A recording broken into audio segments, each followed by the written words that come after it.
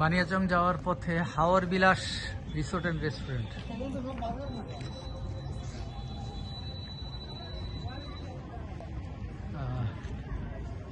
এখানে যখন ঢুকবেন আপনি বানিয়াচং যাবেন, এটা কালারডোবা, তাই না? কালারডোবা এলাকায় একটা হাওর বিলাস, রাসেল হাওর বিলাস রিসোর্ট অ্যান্ড রেস্টুরেন্ট আপনারা দেখতে পাবেন। 30 টাকা টিকিট, টিকিটের বিনিময়ে আপনারা ভিতরে ঢুকতে পারবেন। এবং এখান থেকে আপনারা ওই যে দেখতে পাচ্ছেন যে বোর্ডগুলো, এই বোর্ড দিয়ে হাওরের বিভিন্ন জায়গায় 200 টাকার মধ্যে আপনারা এই হাওরটা ঘুরে দেখতে পারবেন এবং জেলেরা মাছ ধরে সেই বিষয়টি দেখতে পারবেন। এবং হাওরের মধ্যে ছোট ছোট কতগুলো ঘর, টং ঘরের মতো, ওইখানে বসে কিছুটা সময়ও কাটাতে পারবেন। এই রেস্টুরেন্ট এবং এখানে বসার ব্যবস্থা আছে, কিছুটা সময় কাটানো। এবং হাওরের বাতাস আমাদের হবিগঞ্জ সদরের উপজেলা রিসোর্স সেন্টারের সম্মানিত ইন্সট্রাক্টর জনাব জাহির মিয়া তালুকদার, উনি বসে আছেন। আসলে এই যে দেখেন, খুব স্মার্ট একজন অফিসার। আর এই যে দেখতে পাচ্ছি আমরা, হ্যাঁ হ্যাঁ, হাওর বিলাস বানিয়াচং এর পথে একটি রেস্টুরেন্ট। বানিয়াচং এশিয়ার সর্ববৃহৎ গ্রাম এই বানিয়াচং। আমরা বানিয়াচং এর উদ্দেশ্যে আজকে রওনা হয়েছি। দেখুন বানিয়াচং এর প্রাকৃতিক দৃশ্য খুবই মনোরম। আমরা হবিগঞ্জ থেকে মোটর সাইকেল যোগে আমরা রওনা হয়েছি, আরও 9 কিলোমিটার বাকি গিয়ে আমরা পরবর্তীতে আমাদের এই গ্রাম সম্পর্কে, বিশ্ব সম্পর্কে আমরা বিস্তারিত এই ভিডিওতে উল্লেখ করব। এক হাত দিয়ে করেন, এক হাত, হ্যাঁ পড়ে যাবেন, এক হাত দিয়ে ধরেন, পিছনেটা ধরেন,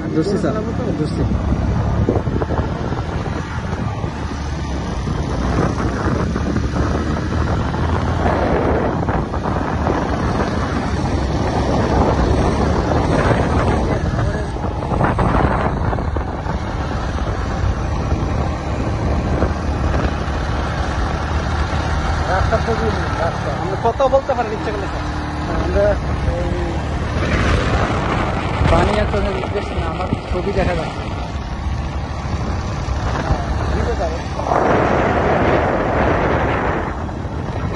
বানিয়াচংয়ের উদ্দেশ্যে আমরা যাচ্ছি। এই হাওর এলাকা, প্রচুর মাছ এখানে।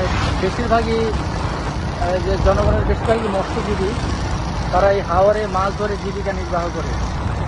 তো আমরা যাচ্ছি বানিয়াচংয়ের উদ্দেশ্যে। বানিয়াচংয়ের বিভিন্ন দর্শনীয় স্থানগুলি আমরা আজকে আপনাদের ঘুরে ঘুরে দেখাবো। এখন বানিয়াচংয়ে চলে আসছি।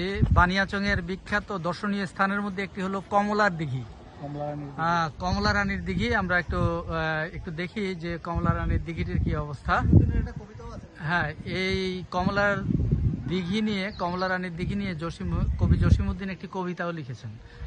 তো আমরা একটু দেখি দিঘিটির। হ্যাঁ, এই বানিয়াচং অবশ্যই ময়মনসিংহ গীতিকারও একটি আছে, দিঘির সাথে রিলেটেড নাকি?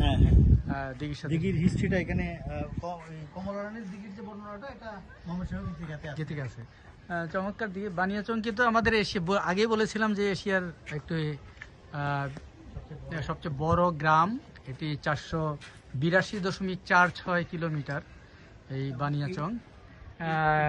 এই দিঘিটির উল্টো দিকে দেখেন একটা সরকারি প্রাথমিক বিদ্যালয় আছে, সেটার নাম আমি দেখাচ্ছি আপনাদের, লোকনাথ সরকারি উচ্চ বিদ্যালয়, লোকনাথ রাসবিহারী সরকারি উচ্চ বিদ্যালয় একটি আছে, বিদ্যালয়।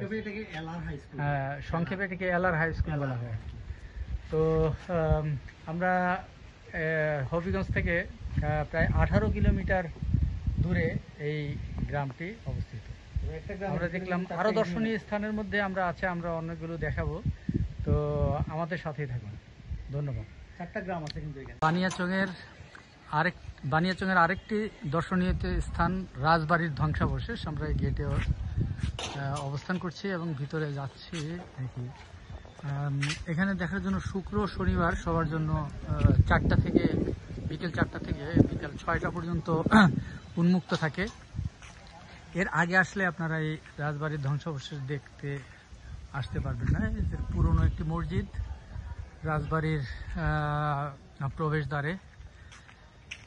তো আমরা দেখছি রাজবাড়িতে একটা পুকুরও আছে, অনেক বড় পুকুর। আমরা সামনে এগিয়ে যাচ্ছি।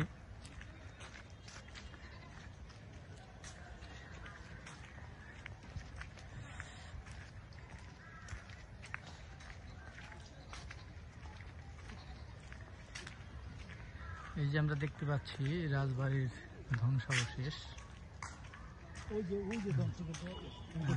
এদিকেও আছে এবং কিছুটা প্রত্নতাত্ত্বিক অধিদপ্তর কর্তৃক এটা সংরক্ষিত আছে। তারা এটার দেখভালের দায়িত্বে আছেন। দেখুন এখানে কি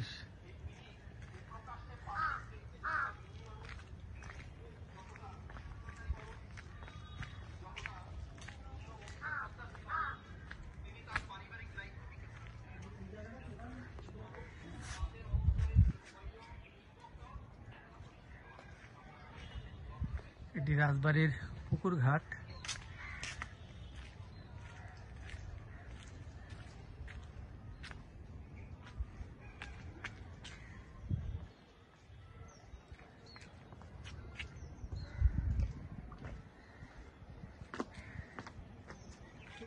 এটি মসজিদ, এটি মূলত রাজবাড়ির প্রধান ফটক। তবে ধ্বংস হয়ে গেছে, তাই যতটুকু ছিল ততটুকু পরবর্তীতে সংরক্ষণ করে এই পূর্বের অবস্থায় ফিরিয়ে আনা হয়েছে। আমরা আসছি এখন উপজেলা পরিষদ, বানিয়াচংয়ের উপজেলা পরিষদ।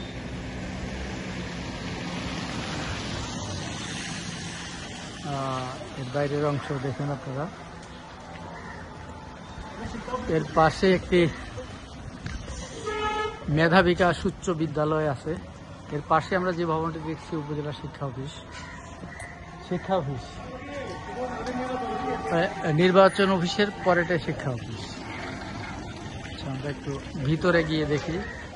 আজকে যেহেতু শুক্রবার, অফিস গুলো বন্ধ, তারপরে আমরা